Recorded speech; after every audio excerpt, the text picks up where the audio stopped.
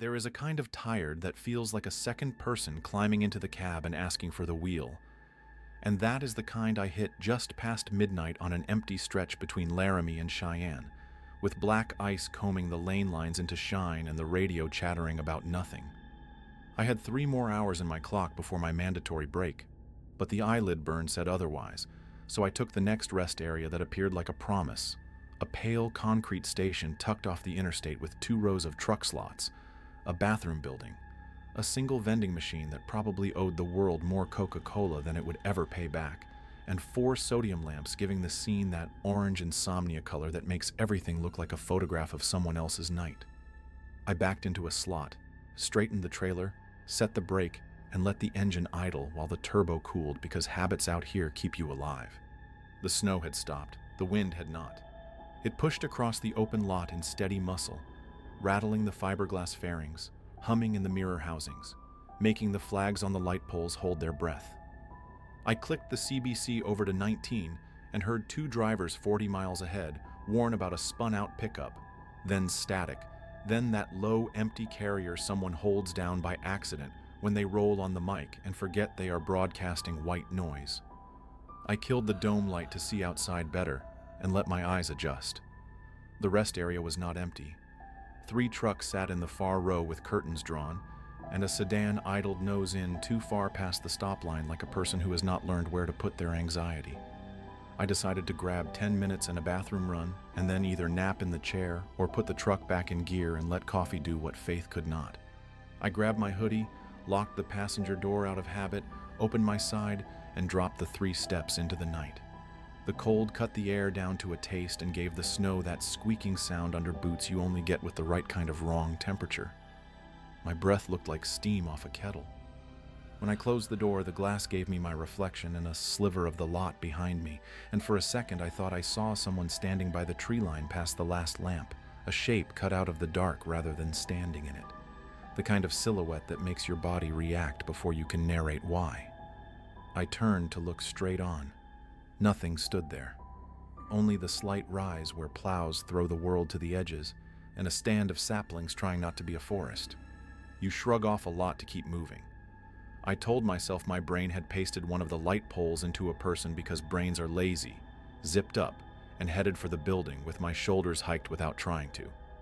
The bathroom door was the heavy institutional kind with a pull that makes you feel like you do not belong there, and the tile inside reflected the lights in a way that made the world look smooth. The hum of the vending machine in the foyer had a beat my heart tried to match until it gave up. I washed my hands too long because hot water makes a case for civilization, then stood at the industrial dryer while it bullied warm air over my knuckles and looked up at the wall-mounted security monitor. Somebody in the state had installed 4 cameras pointed at the lot and looped them into a single screen so bored, troopers could zoom by and pretend to care. On camera 3, which had a view of my row from the far pole, a figure stood between my truck and the one next to it, too close to my passenger door for manners, an absence shaped like a person rather than a person cast by lights, as if someone had cut a trucker silhouette out of the video feed and left the whole upright. I leaned closer and told myself it was compression artifacts, called ghosting by people who like to name things, and ghosts by people who like to be right. Camera 2, from a different angle, had nothing in that spot.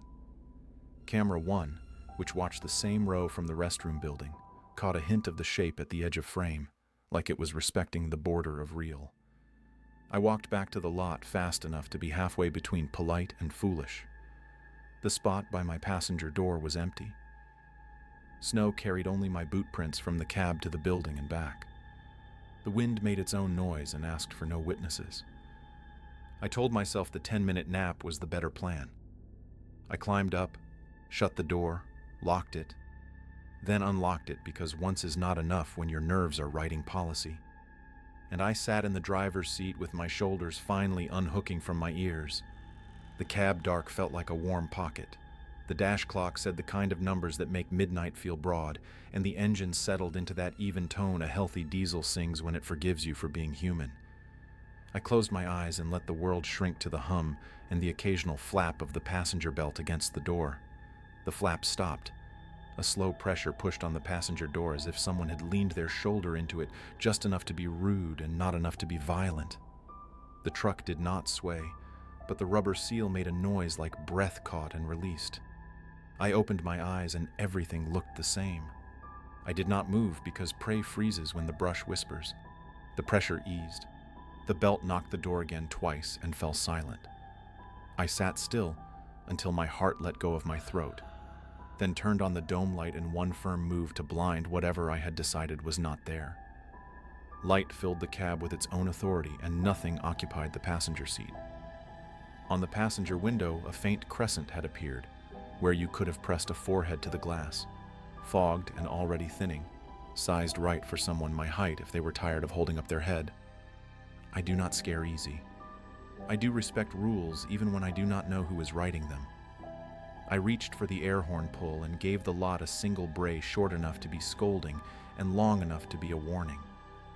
On the CB, a voice came back low and amused, the kind that belonged to a driver who has seen men get out of their own way too late. "You watching him or he watching you?" the voice asked. I clicked back and asked who is him. The line fizzed, and the voice said, "Depends on what the lights are doing," and cut out so clean I thought I had made it up. The sodium lamps humming across the row had settled into that flicker you can feel more than see, the kind they get when wind and cold split authority. Each buzz felt like someone clearing a throat. The orange light lifted and fell, and every time it dimmed, I thought I saw a darker patch hug the passenger side as if deciding whether to climb in. When the light steadied, nothing stood there. When they dipped, a shape tried to define itself like a photo in chemicals. I kept the dome on and watched my own reflection in the windshield, hat brim low, eyes doing that small, nervous dance people do when they lie to themselves about what matters. The glass put the lot and my face on the same surface, a collage that did not help. My plan was simple. Start the truck rolling, carry on to the next exit with caffeine, call this rest area a lesson in why 10 minutes cost more than fuel. I turned the key back to run, set the brake to off, nudged the stick, and felt the cab tip the way a rig does when weight shifts on springs. The brake hissed. The truck rocked once, a small hello from physics. In the upper corner of the windshield where the curve catches the night, a smudge formed below the black tint band as if something had tested the glass with 2 fingertips and decided it would hold. I wiped it with the back of my glove and left a clean arc through the fog. 2 faint, greasy oval prints remained, spaced the way human fingers are spaced when you do not trust the surface and want to keep your balance without committing your palm. I set the brake again because commitment did not feel wise, and I did what every driver who has a bad feeling does. I climbed out to walk the truck. Outside it was colder by a degree that mattered. The wind changed its pitch when I stepped around the hood as if disappointed to have anything else to play with. I walked the grill, checked the airlines, pulled on the glad hand one extra time because that is a thing you can control when other things do not want to be named. When I turned the corner at the passenger side, the rest area looked smaller from ground level, more like a set than a place. Near the base of the door, where powder collects, a smear 2 inches wide and the length of a hand drifted in the snow, a darker line where pressure had melted flakes together and then backed off, like someone had slid their fingers down until the tips met the step and stopped. I looked out past the lamps to the trees and saw nothing. I looked at the far row, and the 3 sleepers were still, one generator clacking a lullaby for itself.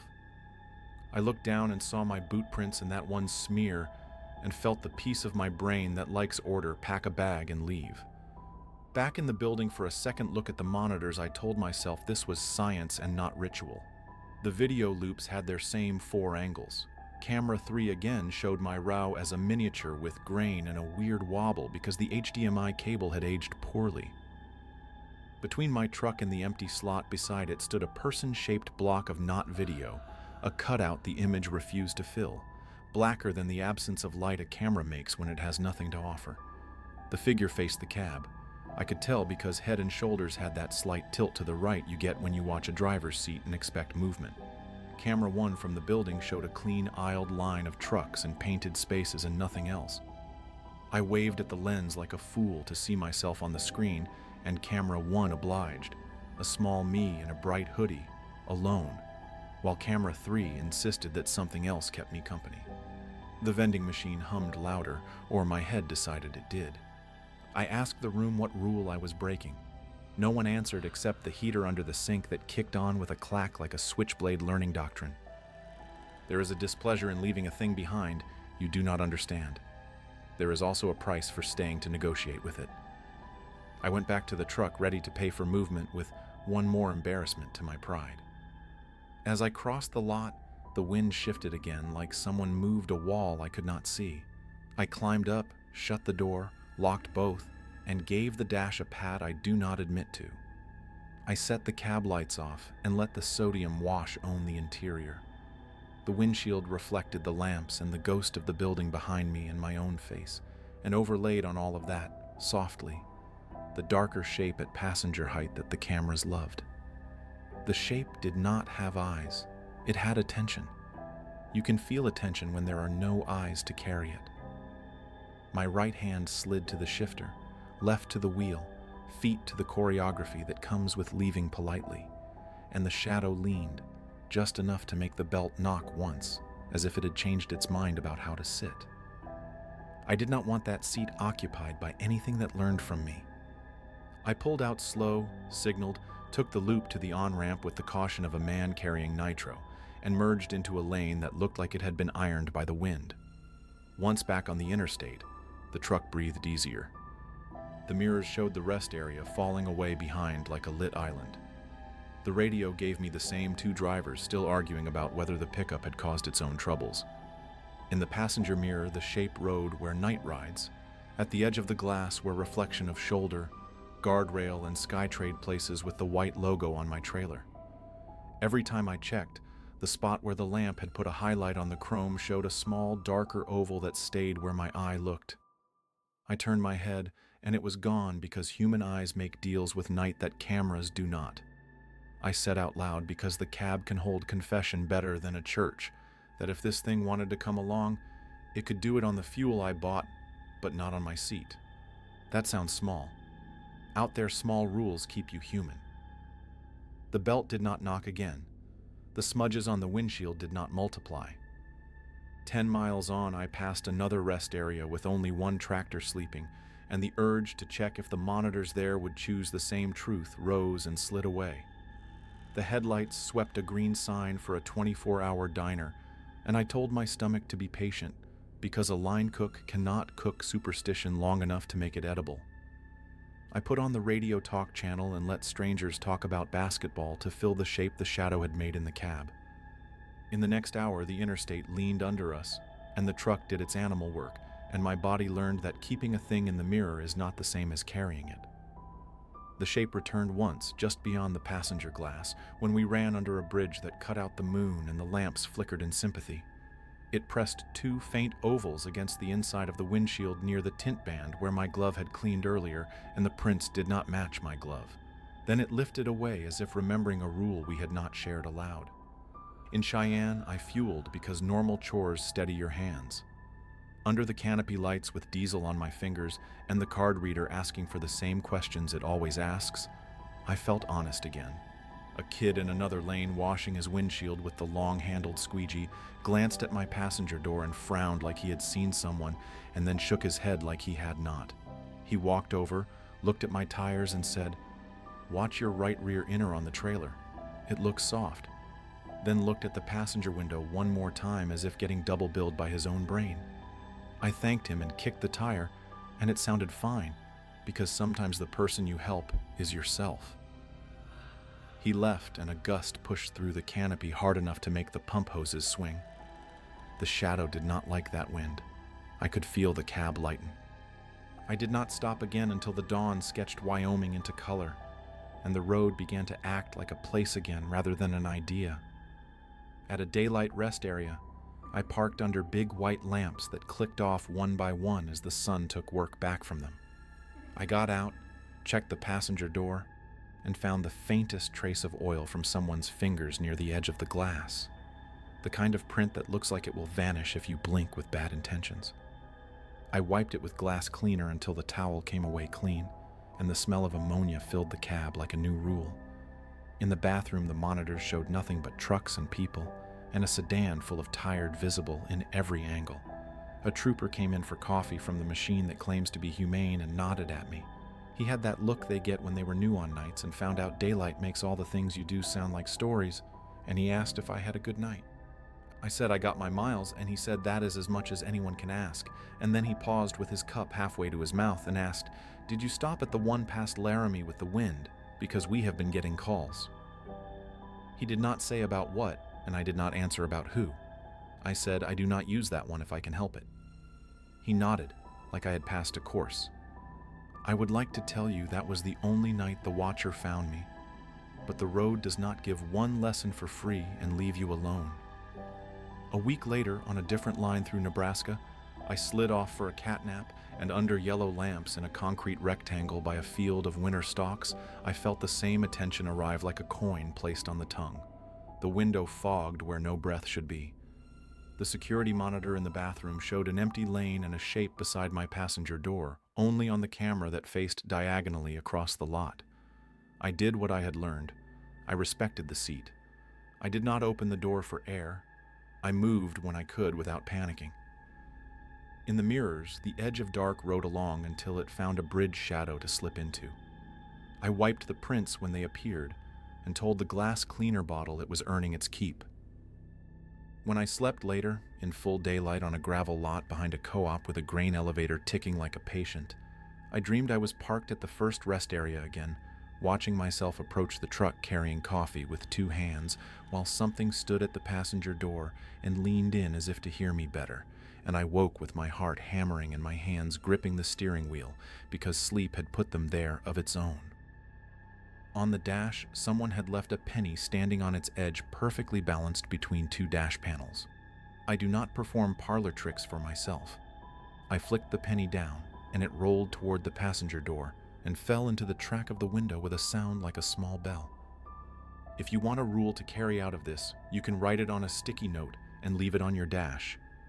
Do not nap under bad sodium when the wind makes the lamps flicker. Do not ignore a monitor that shows you an absence shaped like you. Do not invite anything into the seat that has learned your rhythm. If you need the 10 minutes, take them under stadium lights or morning sun, or anywhere that shadows do not have the time to choose shapes. When you do your walk around and you see a smear by the passenger step like someone touched down to test the world, do not put your hand there to compare. When the belt taps a door that should not be touched, tell yourself out loud that you are not alone and that you are still the one who decides when the truck moves. If you hear a driver on 19 ask if you are watching him or he watching you, answer with a joke if you must, but roll. The watcher has patience and the road has more. There are stretches out here where the light made by men does not belong to men. On those nights I keep my cab clean, my glass clear, my seatbelt buckled and empty, and my mirrors honest.